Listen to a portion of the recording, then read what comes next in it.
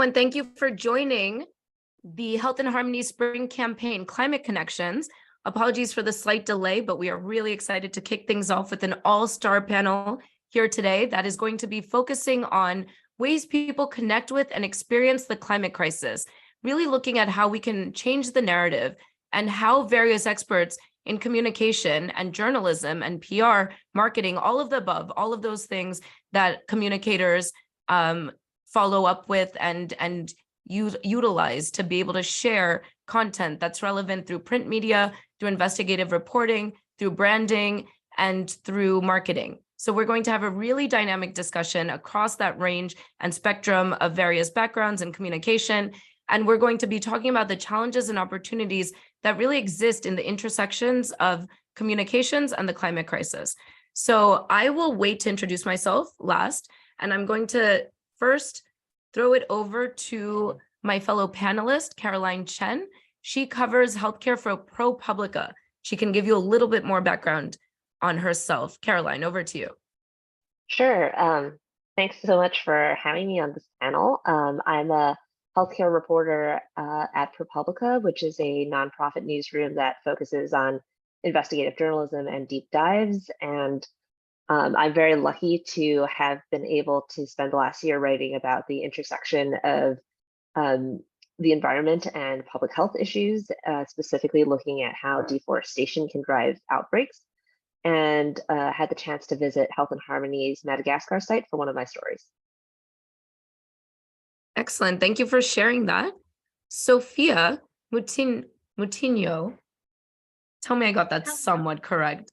Yeah, it's perfect. Thank you. Sofia is an award-winning Brazilian journalist. And yes, please, over to you, Sofia. Thank you for having me here. I'm very excited to discuss this important subject today. Yeah, I'm a freelancer journalist. I'm based in Rio de Janeiro, Brazil, and I write everything about science, health, the environment, and especially the intersection between these areas.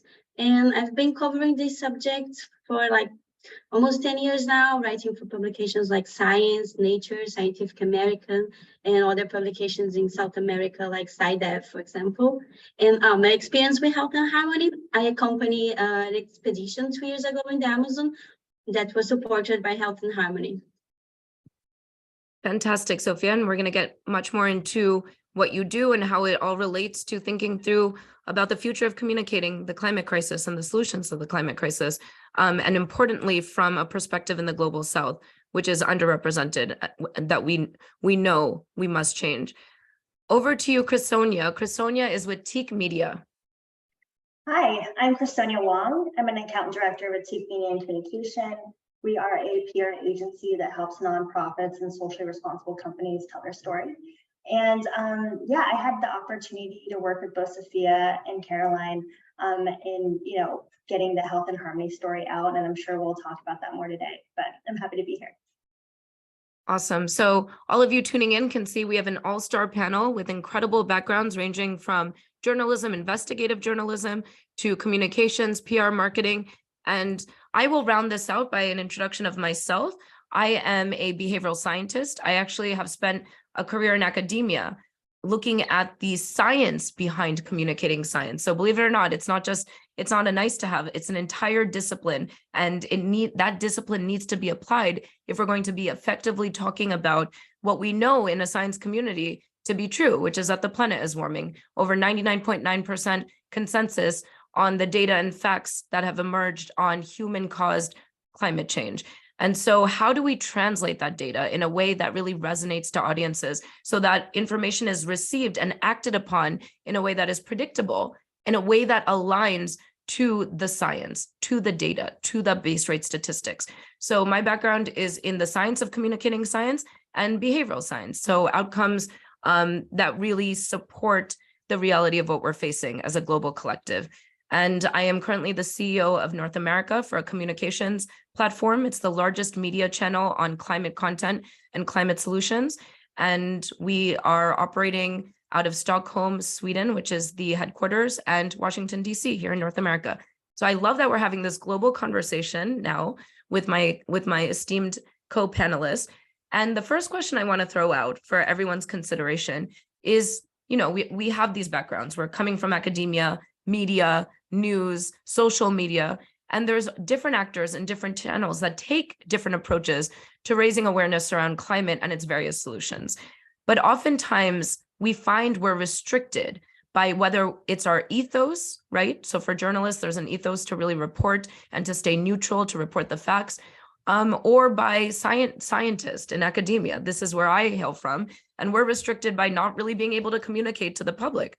We're not awarded for communicating to the public. We find that communication really stays within our scientific silos. We do the research and we write for our colleagues and our peers, as opposed to being able to share the science and translate it for the public that can really use this information to secure their livelihoods, their communities, their futures, and for policymakers that can really benefit from information so that policy and legislation is put forward that aligns to the reality of the science of the climate crisis.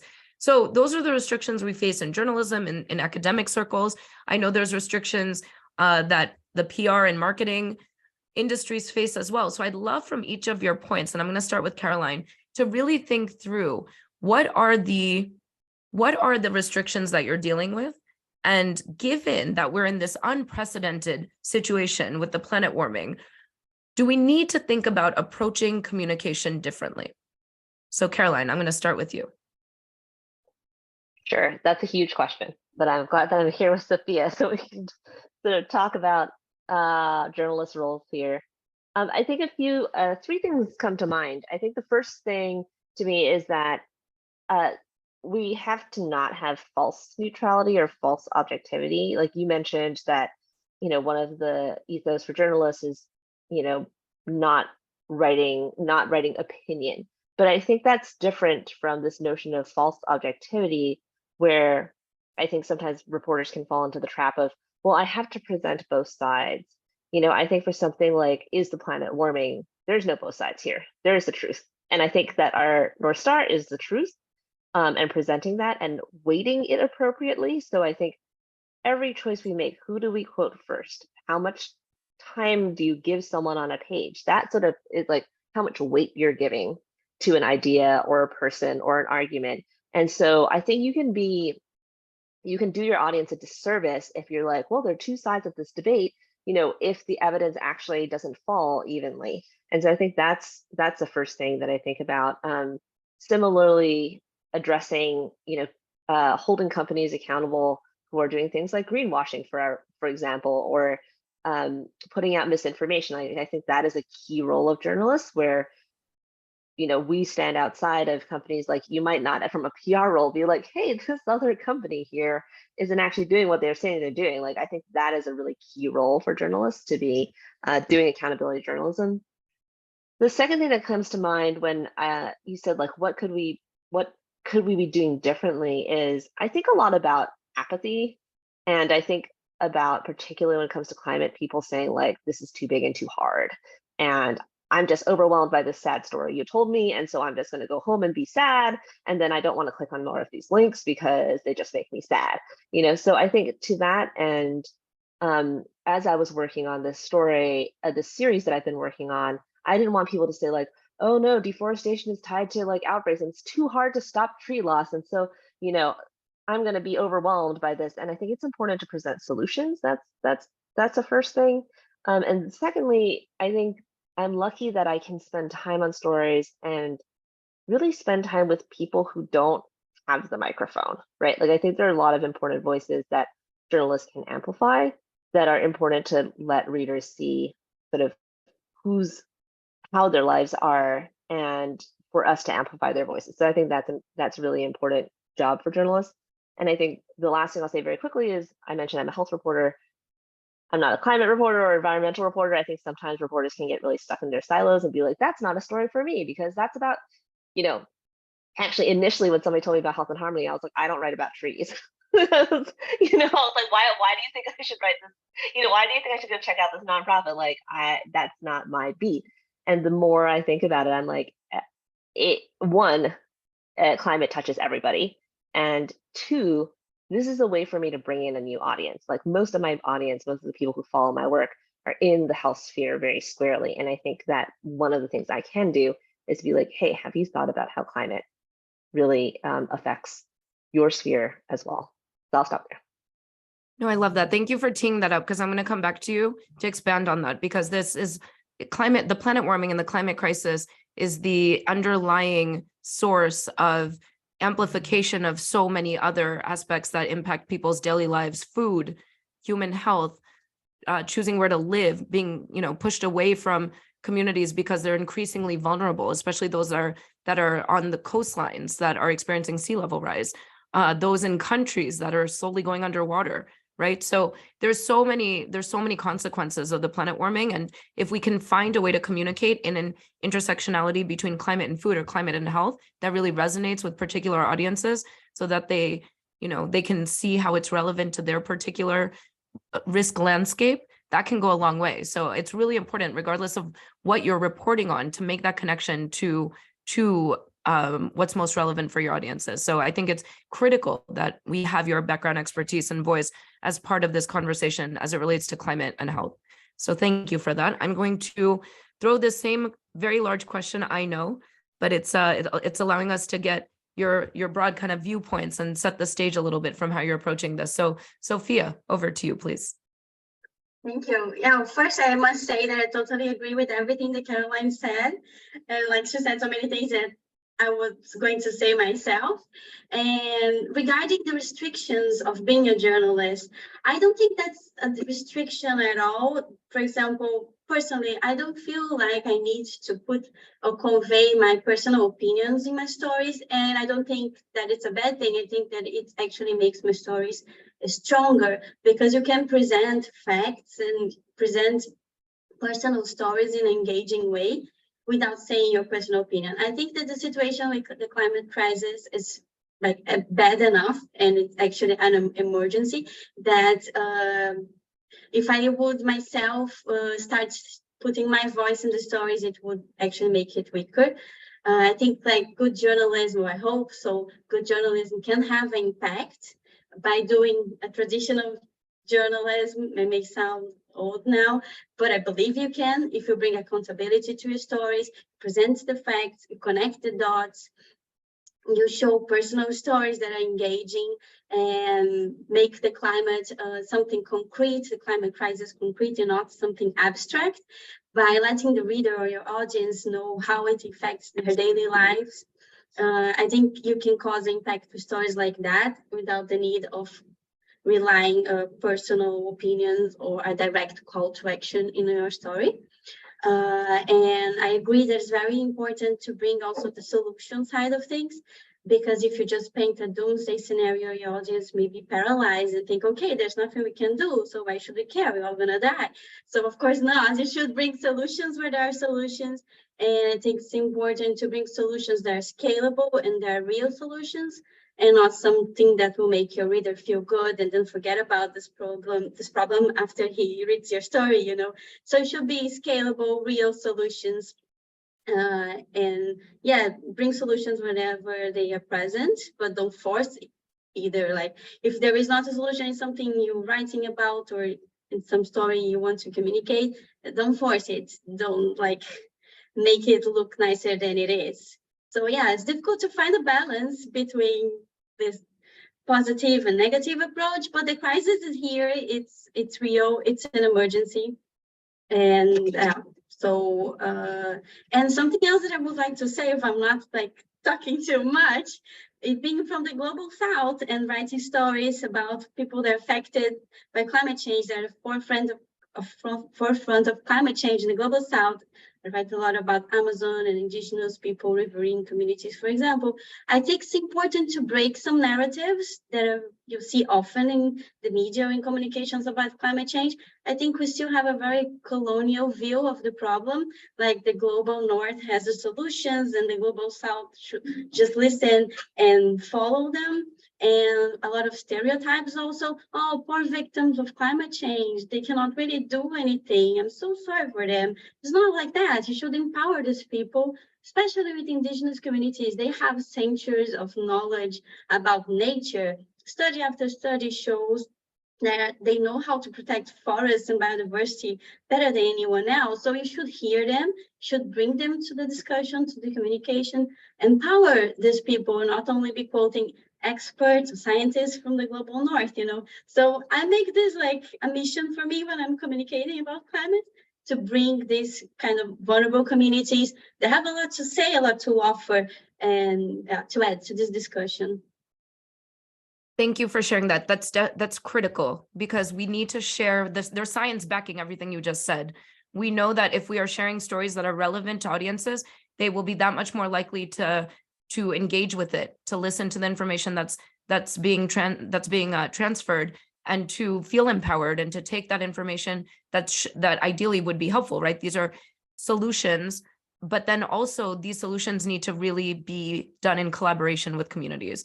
We're not going to get anywhere. I mean, the global north, or those who are providing solutions, can really benefit from that knowledge, and in return, the solutions that are being presented will only really take hold and work if it's done properly in partnership and in collaboration with those vulnerable communities. So absolutely, thank you for sharing that. Cresonia, over to you. So I'm different from Caroline and Sofia in that I come from a PR background. So most of my work is with organizations and brands that have a perspective, and they're tapping, a PR agency because they want to get their story out. They don't feel like there's enough awareness about a topic. They don't know how to get it out. And so it's less of a question of being neutral, because we're not trying to be neutral. But it's more about how to explain it in a way that everyone else can understand. So I work with a lot of smart brands and people. I mean, they are scientists, they might be doctors, they're in academia. And so a lot of my work is about taking they're around, they think about these questions all day, every day. It's their day job. So they're deeply ingrained in the terminology and the jargon. And a lot of my work is just trying to make it more simple and easy and accessible for people to understand, and also make it more relevant, because, at least for us in North America, we think the world revolves around ourselves. And to Sophia's point, we don't. We're like, oh yeah, we know what we're doing. Everyone else should follow us. And that's not the case. And so I think it's about helping people, understand the issues, and also just answering the questions as to what you do, like helping the organization understand what you do, why you do it, how you do your work, and why does it matter?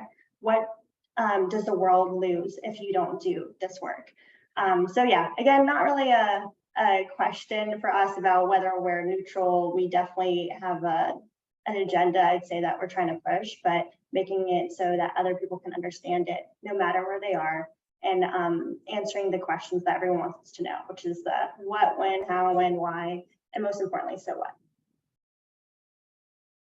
All right, well, thank you for that. So I want to just mention that we did start a few minutes late, hoping that we can go over a few minutes as well to make up for that, but I will wait for confirmation of that. But in the meantime, those that are tuning in, we would love to take your questions. We have several questions we are going to go through first amongst the panel, but then please start thinking through questions you would like to ask the panelists.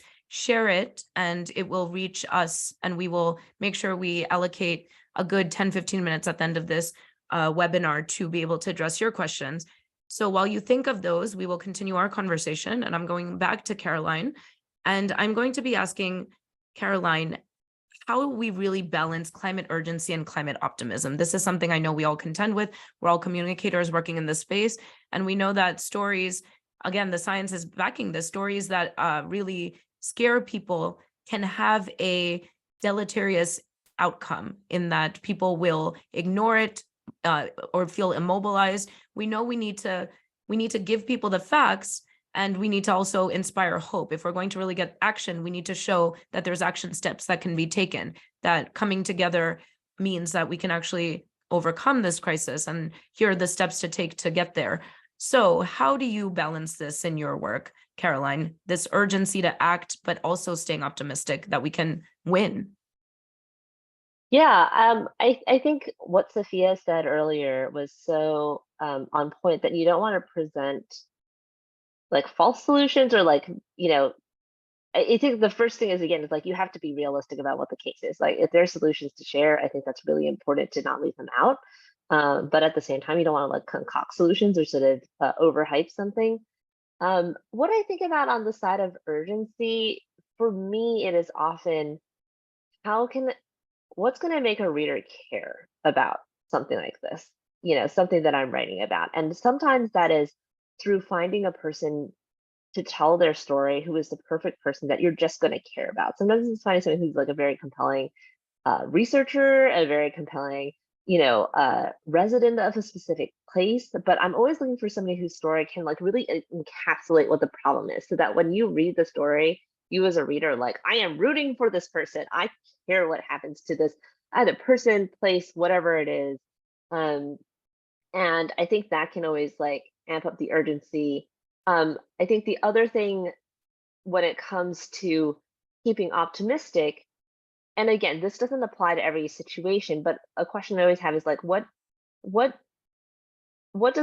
does the reader participate, or how are they affected by this, right? Like, is this truly a case where there's like a handful of decision makers who have all the power and there's not that much a reader can do, or is there something that the reader can actually do to participate here, and trying to think about it from that perspective.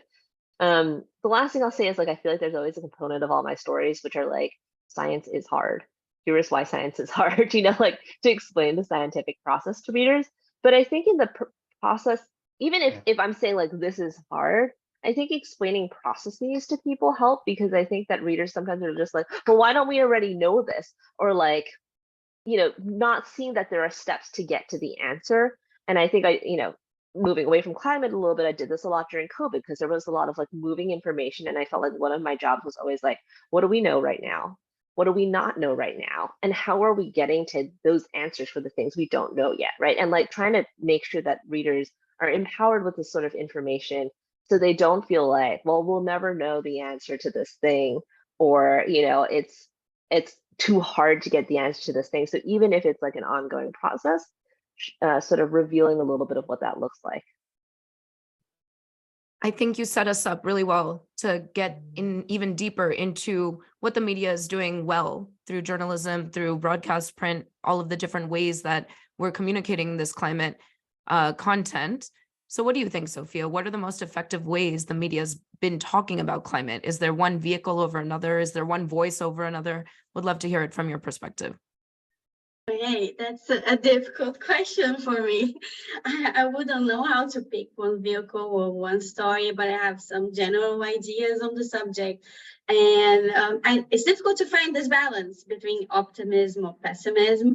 And like, personally, I don't think we have any reason to be optimists. Maybe I am a pessimist, but like, naive optimism, there's no space for that anymore.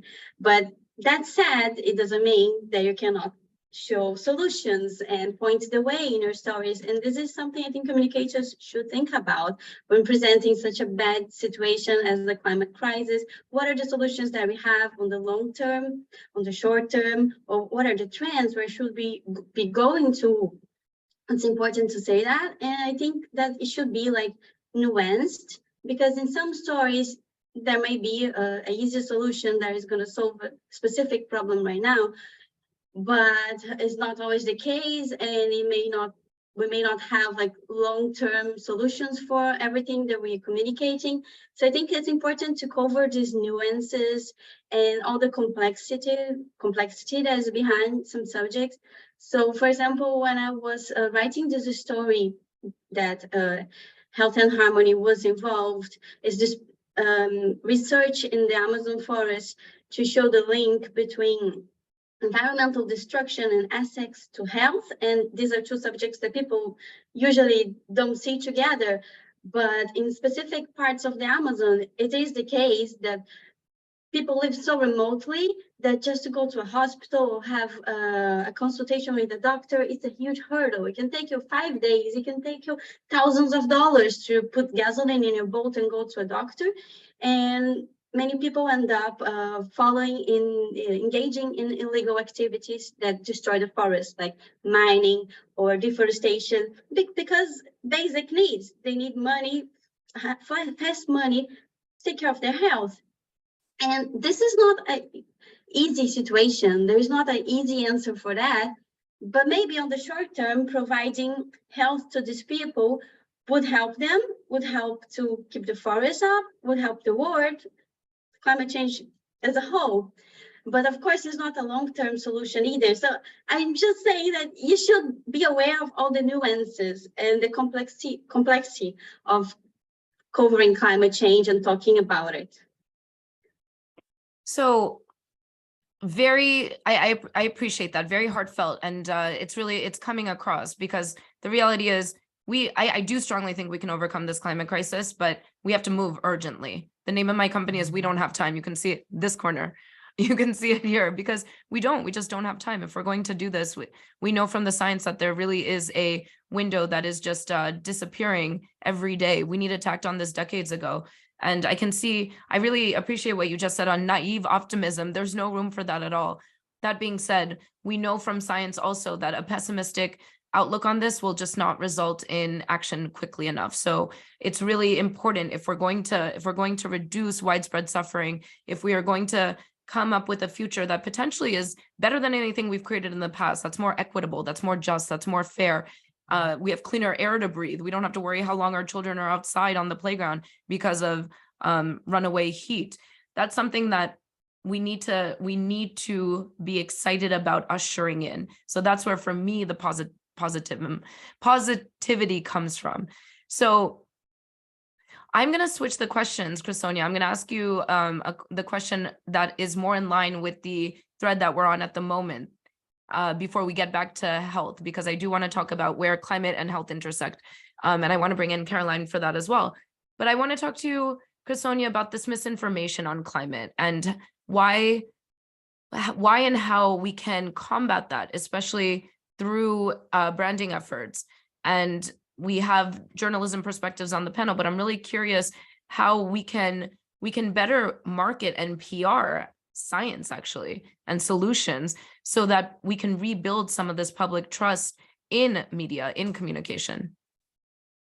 Yeah, no, misinformation is a huge topic, but I guess I'll try to, take a bite out of it, which is that I think that it is about get your story out there, right? If you're a scientist, if you've done research, if you have a report, get your news out there so that you can be able to, educate others about it as well and share that news.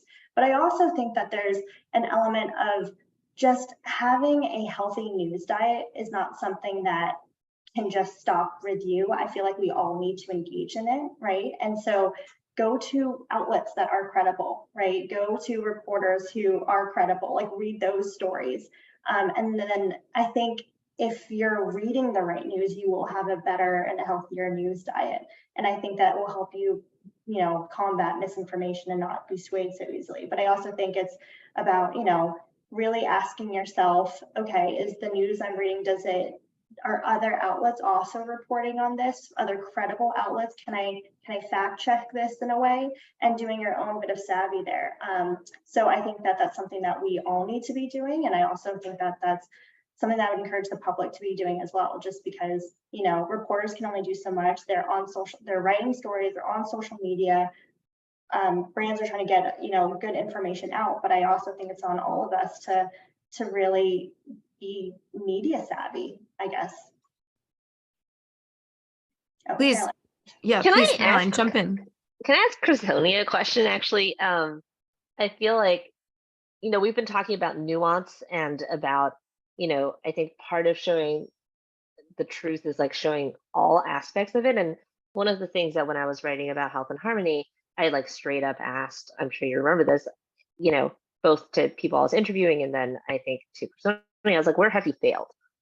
What is hard? Where has health and harmony not done what they've wished that they could do? And I think for me, I feel like that's really important because readers know, if they read a story and everything is sunshine and rainbows, they instinctively, even if they're not thinking about it, there's I think readers have at the back of their head, you don't have the whole picture here. So it's really important for me to be hey, this is the solution model, but they're not perfect. These are situations where health and harmony hasn't been able to help in Madagascar. And I think that I was pleasantly surprised that in my interviews, Health and Harmony was very forthcoming. They're like, well, yeah, cyclone came over and blew over this entire like pilot project that we had, and we have to start from scratch, you know, or like we can't pay the bills for people in this sort of medical situation.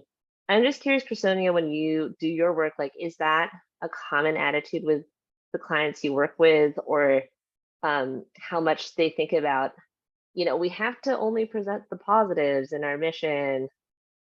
Yeah, no, I think, well, especially with nonprofits, which is what I do a lot of my work with, I think we wouldn't be having this conversation if the climate crisis was solved.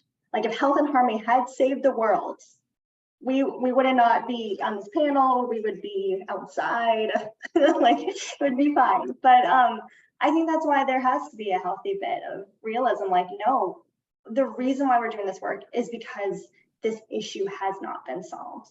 And maybe there's a host of reasons for that, and we can talk about that more.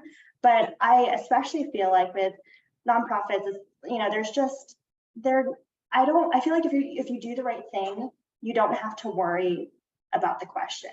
You can just answer it. And Health and Harmony did that for you, because I think they were like, yeah, you know, we tried our best, we don't have a solution here yet, or we're working on X or whatever. But yeah, I think if you're doing the right thing, you don't have to fear that. I think you can answer it honestly. But I also would say from, you know, the PR perspective, it's about also engaging with the right reporters. So Caroline, you were someone who I looked at, you know, your pieces, and I could tell where your heart was at. I probably would not have done it for other outlets who don't believe in climate change, for example. Like that's just putting us in a situation that's not helpful or productive. So I think on my side it's about filtering out the reporters who might not have the best interests. I think it's about also helping. I think like organizations have that same fear. They're like, oh, what if they ask about that? What do I do when I say you say the truth? You tried your best, and there are real limits to why you can't save the world. And here they are. And so being able to talk about that is, I think that I don't worry about it, and I encourage people to talk about it. And I think it even draws more awareness as to the need for more investment in Indigenous communities, in climate change, in healthcare, you know. So yeah, I guess, but that's a different approach than I would say maybe like tech PR, or, you know, like that's a very different approach. So hopefully that answers your question. Well, let me come back to Caroline. Let me pick up on the healthcare thread, because we know that human health and environmental health are really fundamentally linked. So how do you, Caroline, make that connection and tell that story at that intersection that can really resonate with audiences that might not respond to climate or environment necessarily, but they get the link to the human health? I just think it's not even like, how do I tell the story? It's like the story is there and we need to tell it. Like you can't ignore this as an issue, but I do think that this is one of the problems we potentially have in journalism, where I think a lot of times people are siloed in newsrooms. Like there is a health desk, and then there's like a climate/environment desk. Often those are separate, and the reporters are taught to cover, you know, very narrow beats. And I think that it can be hard sometimes, depending on how your newsroom's set up, for reporters to say, oh, I want to write this story that's really kind of more of an environmental story, and their boss might be like, well, that's not a healthcare story. Like, to talk to the climate reporter down there, and then they're like, well, this is like kind of too much of a health story for me, and then it just sort of falls between the gap, right? And I think I'm lucky that I work at a newsroom that's pretty flexible, and I could go to my bosses and be like, I want to tell this story that is like environment, climate, anthropology to some extent, healthcare. And they were like, yeah, go for it. But I think that's more rare than not across the newsrooms I've seen. So I think the first thing is just for newsrooms as a whole, like I'm talking about management here, to like understand that climate is really touching everything, and that it's not an issue that belongs to a specific desk, right? And to be open to all their reporters having that as a factor in their mind, whatever the industry is that they cover. So I would say that's like the most important thing in the first place. And we have some questions coming in from the audience we're going to get to. We've got a few more questions I'm going to throw to the panelists, and then we will be sharing your questions to the panelists. And so please send them in sooner than later so we get to them. And thank you for those who have already shared. So before we get to the audience, let me come to you, Sofia, and talk a little bit about also that human health intersection with environment reporting and how environmental justice and better human health are actually very linked. If we are protecting the environment, we're protecting the people and vice versa. So how do you think about protecting the environment, ensuring that we're really looking at environmental justice, correcting for historic wrongs, and what that could mean for better human health outcomes too? Okay. Yeah, I think the intersectionality is a key word when covering climate, and I agree with Caroline. Climate change is not, it's a story for every bit. It shouldn't be one bit. It shouldn't be, oh, I write about climate. Everyone can write about climate. Climate stories is an economical story, is a technology story, it's a historical story, it's in everything. So, and health, of course. And I think it may be even easier to engage and mobilize audiences when you're talking about health, because it's something that people care a lot and affects them so directly in their own body, that I think that's one advantage of talking about the subject, health and climate together. And it's a two-way road. I don't know if that's the correct expression in English, but it works both ways. There's a story that I wrote for Nature magazine, was unusual approach, is like giving health access to people, giving good health, empower them, and specifically the indigenous people in the Amazon and riverine people in the Amazon. So taking care of their health, they are able to protect the forest. But there's also the other way. And of course, the pandemic showed us this so well, that if you disturb the environment and you destroy biodiversity, there will be outbreaks, there will be problems that will affect people's health. I worked in a nice story with Columbia Journalism Investigations in the US. It was a series of stories about how climate change is affecting human health. And this is everywhere. Like, there are heat strokes, people are getting more heat-related illnesses, people are dying because of heat. And what can you do about it? There's a lot you can do, and you should focus in vulnerable communities because they are the ones that bear the brunt. So in the US, like, racial segregated neighborhoods, Black communities, Latino communities, they suffer the most because of historically they didn't have the same level of investment that other white rich areas had.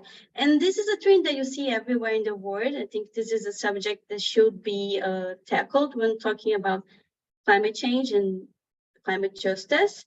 And now I feel I'm talking about something completely different. Maybe I lost my track here. But yeah, I think climate change is a story for every bit, and intersection is important, and health affects us so directly. That is something you have to tackle. All right. Well, I'm thrilled that we covered this ground. These are big questions, and it's a massive subject, and we're trying to. You're a panel of women. You're all women of color as well. So the fact that Health in Harmony is allowing us to have this conversation from perspectives that are underrepresented in the discourse normally, I think is really telling for where we're going with these narratives, right? So we can cover this broad ground from our unique vantage points, and it's moving the stories forward generally across all of the different backgrounds in communication that are represented here, from journalism to communication science to PR, marketing. All of that has a role to play. So thank you for contributing your voices and your work and your unique perspectives truly to this conversation. So let's start to take some questions from the audience. I know Caroline has a hard stop in 10 minutes. So if there's any questions specifically for Caroline, please share those and I will prioritize them. But this question, it looks like, is for all of the panelists. So just jump in if you'd like to respond first. I'm going to start with the second one. So climate change is a fact, right? We've established that. We have this consensus. Are you facing pushback from covering these kinds of stories? So this is really for Caroline and Sofia. So go for it. Okay, I can go first. Definitely a lot of pushback. Like, during the reporting after my stories are published, I remember I was working in this story about this heat-related illnesses in Florida, and I would call people and post on social media trying to find sources from local communities, and people were like, why are you writing about climate change in Florida? It's always been hot here, it's always been warm, there's no problem, go to Antarctica. And in the same way, after publishing stories about the Amazon forest, I just received these random comments. Sometimes the story is not even about fires, for example, but someone will just jump in because the political scenario in Brazil was so crazy last year. And like people would just jump in and say, the indigenous people are putting fire in the Amazon. You're not telling the truth. It's like, what? The story is not even about it. But there's so much rage and this idea that the media is biased or the media is like has an agenda to push climate change. And yeah, I suffered a lot with this kind of and response from the audience. Yeah, I would just second that. At this point, I'm no longer surprised at what people can believe, and that I don't think that I think I want to put it in proportion. I would not say that there's a massive amount of pushback, but there's always at least one person who's would have a position like climate change isn't real or COVID doesn't exist. This whole pandemic was made up. You know, like there will always be somebody. So I'll jump in on that too and say I am increasingly not dealing with that. It's because I did a lot of communicating climate to hostile audiences, if you will, years ago. I've been working in this for 15 plus years, and the amount of climate deniers that I was experiencing from obvious broadcast networks like Fox News, Newsmax, OAN, I've done all of those, and including more liberal leaning networks like even MSNBC, for example. Compared to now, now as we're increasingly polarized, you still have that class of deniers that are correlated to the more conservative networks and identities. But you don't hear that anymore at all, really, if you're pushing out on liberal leaning vehicles, whether it's print media or broadcast media. So what I would experience would be, you know, just straight out denial, which is useless to get into a back and forth with. But I don't think audiences are, I don't think it's impossible to reach audiences. I think we don't need to focus our time and attention there. We should definitely reach those who want to take action, many of which are the Yale School of Climate Communications has found that the majority of the population wants to do something and just needs to be communicated to very clearly what that action step should be. Real pathway to finding somebody, so they're not just, you know, because what you hear is I'm just one person, what can I do? So a real pathway to adding one more person to an effort, making one person and another person a team, adding a third person, a fourth person, making this a group effort, turning this into a campaign, connecting with like-minded people around the world. We have the tool and technologies to allow us to do that. That's part of what this company does too. It's the We Don't Have Time platform. It's free to use. If you're, as an individual tuning in that cares about a climate topic or a solution, it's a way to connect and just to amplify the solution that you would like to see implemented. So I really see an uptick in believing, not really talking about, not wasting time on denying or talking about whether the climate data is real or not, but rather there's a trend now towards the planet's warmed. We know that there might be some argument about why we're in this warming scenario, but we know that it's warming and we know we need to be solution oriented. What are we going to do now? So that's been what I've witnessed over several years. But I still, just to reiterate, I don't think anyone's really a lost cause. I don't think we should waste our time and resources again on those who are flat out denying what's happening, but there's a way to reach everybody, and a trusted spokesperson will go a long way. And if we can translate the science, and it might not be the scientists, it's definitely not policymakers or government officials, right? In many cases, but it could be the local church leader. It could be the soccer coach, whatever that trusted community leader for that particular segment of a demographic is, building relationships and collaborations with them so they are part of the translation of data and science and solutions can go a long way in reaching those particular communities in aligning their actions and behaviors to improving adaptation to climate impacts and to supporting mitigation against a more warming future, right? So I don't think anyone's unreachable. I think we really need to recognize that trust plays a big role, identify trusted spokespeople to partner with, and to be able to use them as vehicles to really to align behavioral outcomes from various publics to the science. So that's my 2 cents that I wanted to share in there. Cresonia, let me come to you.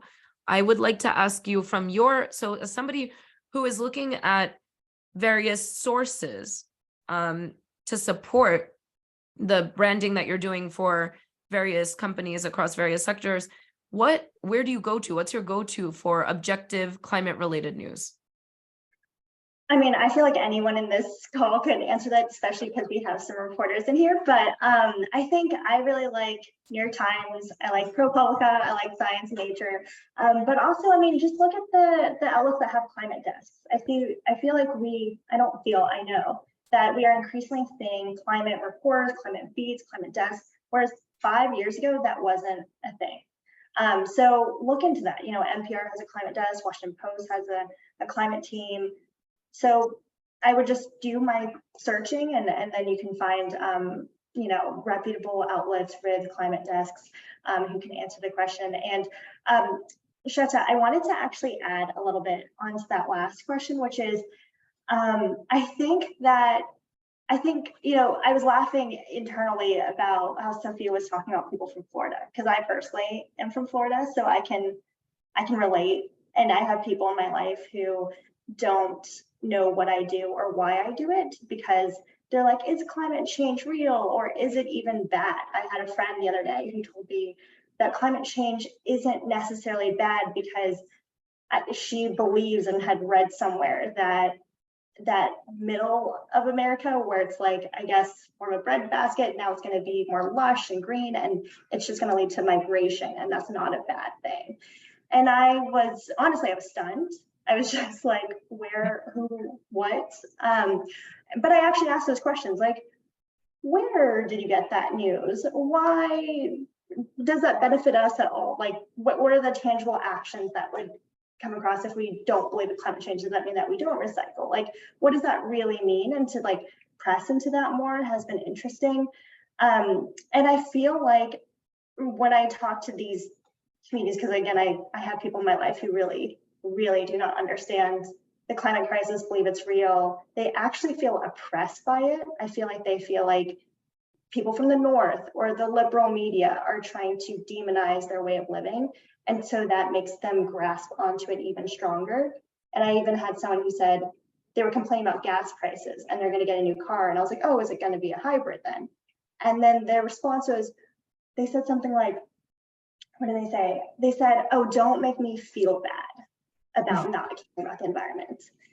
And I was just like, oh, well, if you wanted to save money on gas, this might be one way to do it. And I just it's just like coaxing people into it and being a presence in their life when they don't have someone or any source speaking into them about truth. And just saying, hey, you know, that news that you're seeing, if you look at it, isn't it strange that no one else is covering it? What does that mean? What do you think about that? So anyway, I just wanted to put that out there because we have really smart people in this panel, but also attendees. And I just want to encourage everyone to continue to, I know it's hard, but to have conversations with these people. If you have someone who's a little bit confused, try to speak into their life. And I think that, you know, we can all, this is what I'm doing here, like trying to communicate climate positivity. I think that's why we're all here. So I just wanted to like leave on that note because I think we can make a difference if we talk about it with empathy and kindness. Thank you for sharing that, Cresonia. I just want to underscore that. I love that. I'm sure we all agree with that as well. Just we need to talk about this more. Katherine Hayhoe, one of the top female scientists in climate, said very clearly in her book, Saving Us, the way to really get to solving the climate crisis is to be talking about it, really talk about it with everyone and compassionately, knowing that for some, talking about climate is almost, or agreeing with climate change is almost taking away from their identity. Many of these individuals are grouped to a conservative identity, which is against climate or against wearing masks or whatever it might be. These things have gotten tangled up. They shouldn't be. These are science issues, but they are. So if you are saying that somebody, if you're saying, not believing in climate change is a negative, that's also potentially attacking somebody's very identity, right? So we have to remember that and be compassionate about it and just talk about it the same way we do about politics and sports and pop culture. This is how we are going to normalize talking about climate and climate solutions and getting people excited. We're talking about ushering in a better future, a more clean future, a more energy efficient future, one that is just and equal and fair. I mean, that's something exciting to look forward to. So if we keep up that energy and positivity, I don't doubt that we're going to get there. Again, it's just we need to do it more urgently. So Caroline, I know had to leave. I would love to take just some final thoughts from the panelists. I know, Cresonia, it sounded like you were sharing your final thoughts, but if you have anything further to add, please do. But Sofia, let me start with you. Okay, final thoughts. I would think like from a pragmatical perspective on how to communicate climate better, I would say connect the dots between how climate change affects people's daily life. Bring facts, but also personal stories that can engage your audience. It's important. Think about the intersection of different areas, like we spoke here, between climate and health or climate and economics, whatever. And the difficult thing is to find a good balance between not being too crazily positive and naive or to being too pessimistic and paint a doomsday scenario. I think maybe these are my final messages, and thank you so much for having me here. Thank you, Sofia. Cresonia, anything further? No, I'm a one-hit wonder, so I better end it there. But thank you for offering that opportunity to say more, but I'm all set. Well, thank you, Cresonia. Thank you for the work you're doing. Thank you for applying communications to really supporting industry and communicating the good work that they're doing. We can't have green hushing, right? The whole point is we talk about greenwashing all the time, but if we're not communicating the work that's being done, that's the opposite and equally bad outcome, green hushing. So thank you, Cresonia, for your work. Thank you, Sofia, for being a proud advocate of the Global South and sharing really relevant climate information to those that need it the most and being part of that very necessary communication vehicle.